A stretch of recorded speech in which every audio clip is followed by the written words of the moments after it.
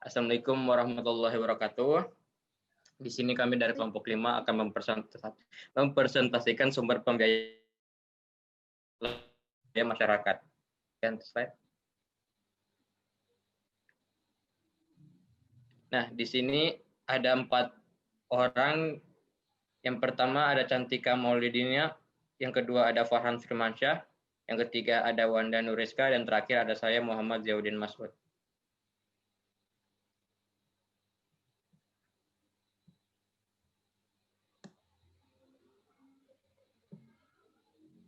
Oke, yang pertama ada pengertian, konsep dasar, dan landasan peraturan perundangan.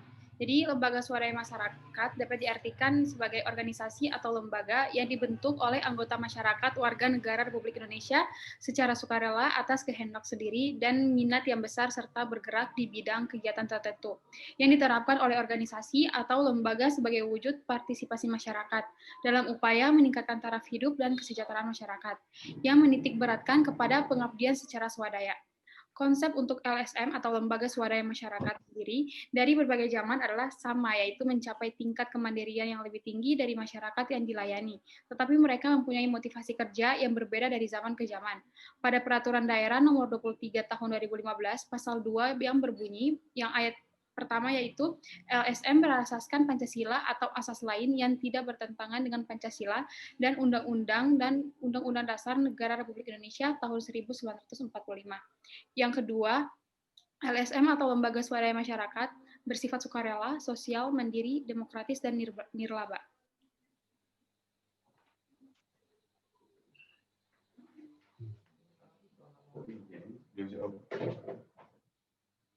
Ya, adapun prinsip-prinsip dalam pembiayaan. Yang pertama itu karakter saling mempercayai dan saling mendukung. Melalui pengembangan karakter tersebut bisa mendorong para anggotanya untuk mengekspresikan gagasan, perasaan, dan kekhawatiran dengan nyaman. Nah, yang kedua itu ada mandiri dalam membuat keputusan. Melalui kebersamaan kelompok, maka secara mandiri dimungkinkan adanya proses pengambilan keputusan melalui kesepakatan yang diambil oleh kelompok itu sendiri. Nah, yang ketiga ada mandiri dalam menetapkan kebutuhan. Melalui basis kelompok, dimungkinkan terjadinya proses belajar bersama yang lebih efisien dan efektif. Dan yang keempat, ada partisipasi yang nyata, yaitu melalui basis kelompok, peluang setiap anggota untuk memberikan kontribusi kepada kelompok atau anggota kelompok yang lainnya sebagai wujud komitmen kebersamaannya dalam mewujudkan partisipasi nyata terbuka luas.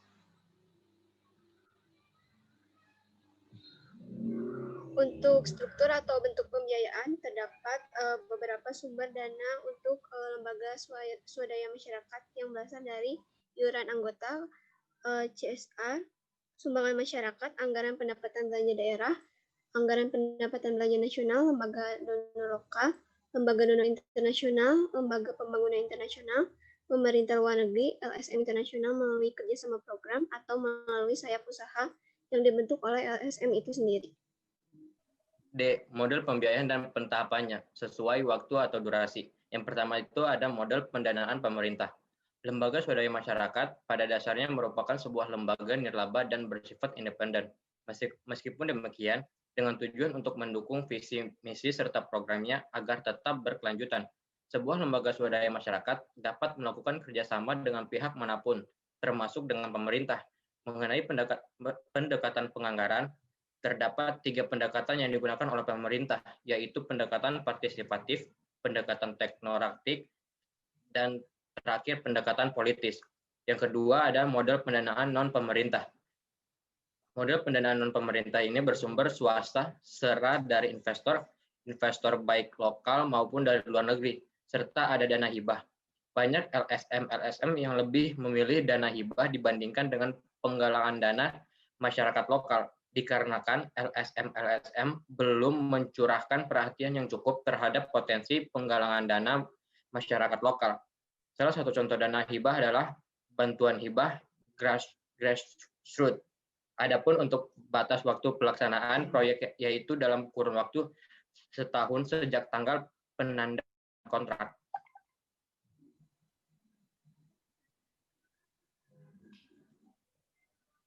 Selanjutnya yaitu permasalahan yang sering muncul. Jadi permasalahan yang sering muncul dalam penyerapan swadaya masyarakat antara lain yaitu ada 3. Yang pertama, tingkat penghasilan antara tetangga atau RT, satu dengan rukun tetangga, yang lain yang berbeda, sehingga menyebabkan perbedaan besarnya swadaya masyarakat yang dapat diserap, khususnya swadaya dalam bentuk tunai.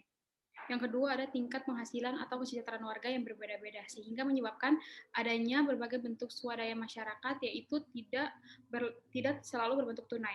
Dan yang terakhir ada tidak semua wilayah mempunyai warga mampu yang sering sebagai warga jujugan. Jika swadaya masyarakat yang terkumpul masih kurang dan mereka bersedia untuk menutupinya atau donatur besar. Permasalahan tersebut dapat diselesaikan di dalam musyawarah kelurahan dan biasanya diambil kesepakatan bagi warga yang mampu dapat memberikan swadaya dalam bentuk tunai atau rupiah ataupun konsumsi. Dan bagi warga yang kurang mampu dapat memberikan swadaya dengan menyumbangkan tenaganya untuk kegiatan fisik yang mereka usulkan. Nah, adapun contoh kasus-kasus di Indonesia. Nah, contoh yang diambil yaitu kegiatan swadaya masyarakat dalam pembangunan Kampung Awek, Kecamatan Kota Janto, Kabupaten Aceh Besar. Nah, bentuk swadaya masyarakat yang menjadi perhatian di sini adalah bidang pembangunannya, bidang ekonominya, dan bidang kesehatan, bidang lingkungan, dan bidang sosial. Dari kegiatan ini terdapat beberapa pengaruh. 1. Kurangnya perhatian pemerintah dalam pembangunan. Adanya untuk bidang-bidang tertentu, sehingga banyak sarana dan prasarana yang belum terbangun. Nah, ada juga minimnya anggaran desa, sehingga anggaran harus diplot untuk berbagai kegiatan. Dan masyarakat yang pas-pasan, membuat sebagian besar pembangunan di Kampung Awek hanya terpaku pada bantuan pemerintah. Yang terakhir, jenjang pendidikan masyarakat yang rendah, sehingga sulit berkonsultasi dengan pemerintah seputar masalah dan kedalaman yang dihadapi dalam pembangunan kampung. Adapun solusi-solusi yang mungkin dapat membantu untuk menyelesaikan masalah tersebut adalah pelatihan untuk masyarakat desa untuk meningkatkan keterampilan dalam usaha ekonomi, bantuan pinjaman usaha dari pemerintah setempat untuk pemberdayaan masyarakat pedesaan, mengusulkan program perbaikan jalan agar aksesibilitas dapat menjadi lancar sehingga untuk pembangunan sarana atau prasarana lain dapat berjalan lancar. Yang keempat, meningkatkan taraf pendidikan, misalnya dengan melakukan sosialisasi terlebih dahulu kepada masyarakat. Yang kelima, meminta bantuan fasilitator sebagai jembatan antara pemerintah dan masyarakat. Dikarenakan fasilitator berperan membantu masyarakat dalam berkonsultasi dengan pihak pemerintah tentang kendala pembangunan.